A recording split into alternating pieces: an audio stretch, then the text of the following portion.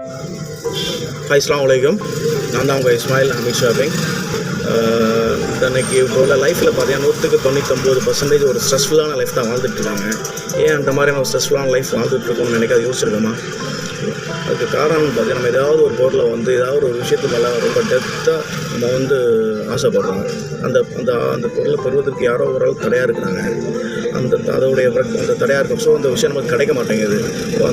அதோடைய விரக்தி தான், அந்த விரக்தியின் வெளிப்பாடு நமக்கு கோபம் மாறுது. அந்த கோபம் எங்கே போய் நிற்கும் அப்படின்னா, ஒரு வாழ்வா சாவா அப்படிங்கிற லெவலில் நம்மளை கொண்டு போயிடும். இதெல்லாம் நம்மளால் வாழவே முடியாது அப்படிங்கிற லெவலில் கொண்டு போயிடுவோம். இல்லை நம்ம அதை நினச்சி கவலைப்பட்டு நம்ம ஒன்றும் இல்லாமல் ஆயிடுவோம். இல்லை அந்த விஷயம் ஒரு ஸ்டேஷனுக்கோ இல்லை ஒரு போலீஸ் இந்த மாதிரியான ஒரு 8 லெவலில் நம்மளை கொண்டு போயிடும். ஸோ நம்ம எப்படி இருக்கும் அப்படின்னா, நம்ம எந்த ஒரு விஷயத்துலையுமே சரி, எதையுமே ஒரு ஆழ்ந்து ஒரு டெப்த்தாக நம்ம அது மேலே ஆசை வைக்க வேண்டாம். ஓகே, கிடைச்சா சந்தோஷப்படுவேன், கிடைக்கலையா பெட்டர் லக் நெக்ஸ்ட் டைம். இறைவன் எதுக்கு நாடலை, அதுக்குரிய தகுதி எனக்குன்னு வரல.